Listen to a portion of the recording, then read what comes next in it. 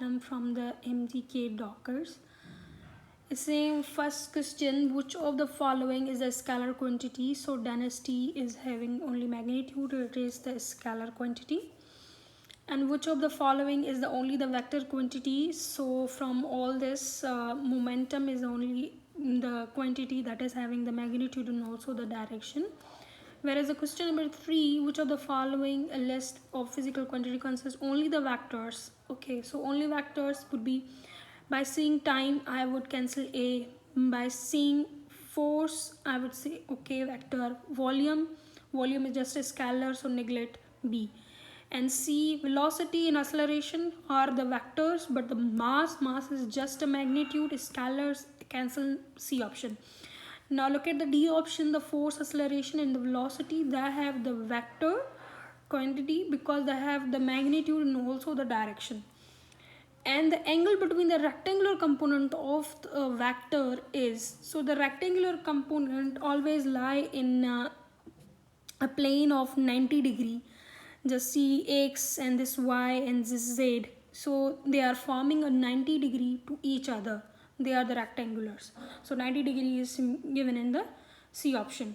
Now it's saying the force of 10 Newton is acting along y axis and its component along x axis is what? Okay, अगर force 10 Newton का है वो y axis पे लग रहा है, ठीक है, तो उसका कंपोनेंट जो होगा वो x एक्सिस के अलोंग क्या हो सकता है, ठीक है.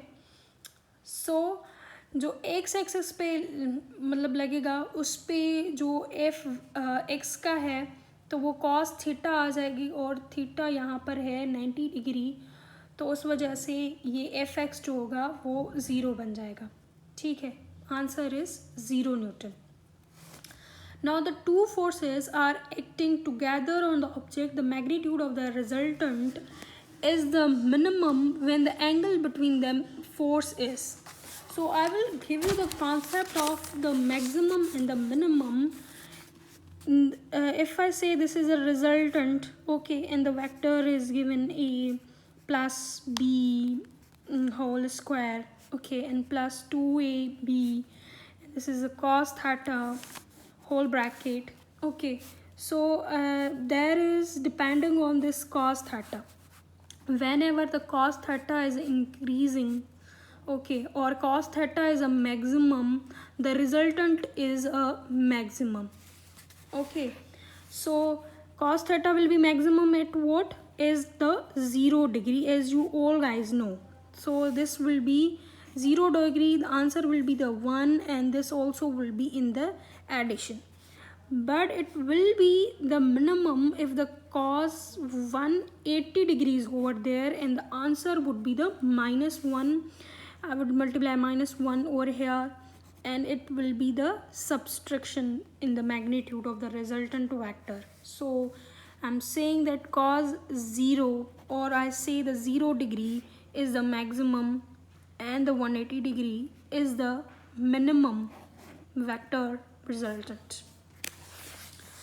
Now the question number 7, that the two forces of 10 and the 15 Newton are acting simultaneously on an object in the same direction, the resultant is. Resultant would be if I'm saying that two forces are acting in same direction, this is the 10 and also there is a 15 Newton, they will be in the additive, so it will be the 25 Newton.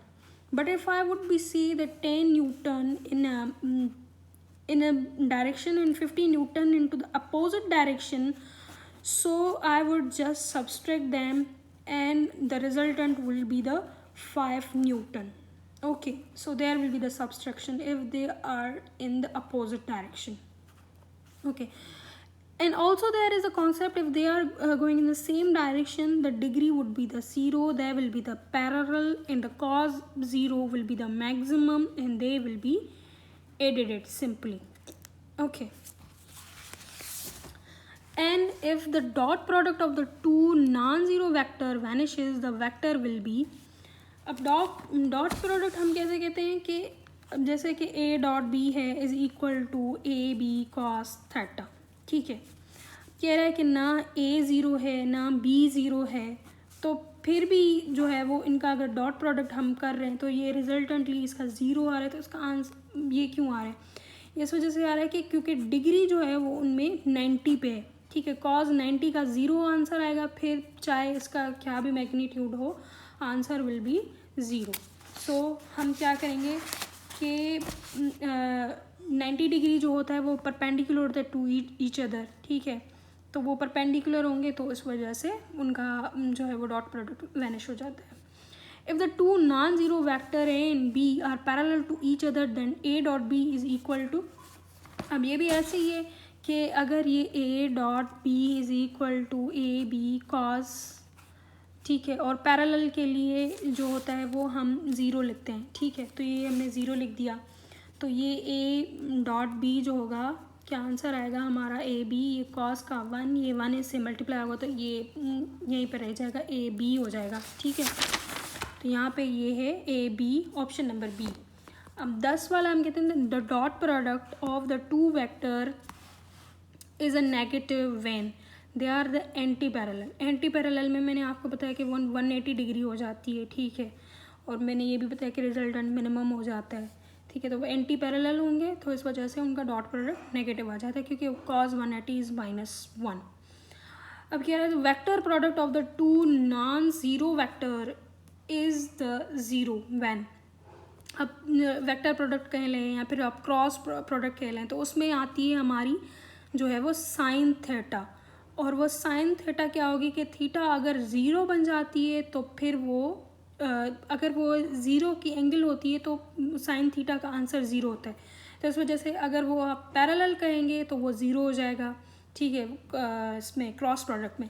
बाकी जो जैसे मैंने कहा कि ये dot product में 0 तभी बनेगा जब वो परपेंडिकुलर 90 डिग्री की एंगल बनाएंगे, ठीक है। तो इस तरीके से अगर हम ये वेक्टर प्रोडक्ट का कहें कि अगर वो मैक्सिमम कब आएगा, कि मैक्सिमम तब आएगा जब वो आपस में परपेंडिकुलर होंगे। अब उसके बाद में कह रहा है कि अगर ए क्रॉस बी ये पॉइंट करता है along the positive Z axis, ठीक है, then the vector A and B must lie in. तो मसलन मैं कह रही हूँ कि ये जैसे ना ये एक्स वाई और ये जेड प्लेन है, ठीक है, तो ये आपस में जो होते हैं वो म्यूचुअली आपस में परपेंडिकुलर होते हैं। तो जब क्रॉस प्रोडक्ट बनेगा तब ये अगर z के साथ मतलब पॉजिटिव ये तभी होंगे जब ये इनके साथ जो होंगे एक्स वाई प्लेन में मौजूद हो, ठीक है। तो यहाँ पे ये एक्स वाई प्लेन दिया गया है सी ऑप्शन में। Identify the vector quantity. अब वेक्टर क्वांटिटी जैसे कहेंगे कि हीट जो होती है वो हमारी स्केलर क्वांटिटी है, उसके बाद में ये एंगुलर जो मोमेंटम है, तो मोमेंटम जो भी हैं ये हमारे वेक्टर क्वांटिटीज़ हैं क्योंकि उनको ये डायरेक्शन है। Which of the following quantity is a scalar quantity. अब जो मैग्नेटिक मोमेंटम है वो हमारी वेक्टर है, उसके बाद में एक्सेलरेशन ड्यू टू ग्रेविटी उसको भी जो है वो हमारी वेक्टर क्वांटिटी है। उसके बाद में जो ये इलेक्ट्रिक फील्ड है, ठीक है, ये भी जो है हमारी वेक्टर क्वांटिटी है। जो फील्ड्स होती हैं वो वेक्टर क्वांटिटी होती हैं और जो फ्लक्स होती हैं वो होती हैं स्केलर क्वांटिटीज़। बाकी ये इलेक्ट्रोस्टैटिक पोटेंशियल जो है ये हमारी स्केलर क्वांटिटी है, ठीक है। उसके बाद में आ जाते हैं हम क्वेश्चन नंबर 15 पे कि अ boat which has a speed of 5 kilometre per hour in still water crosses a river of width 1 kilometre along the shortest path in the 15 minutes. The velocity of the river in the kilometer per second is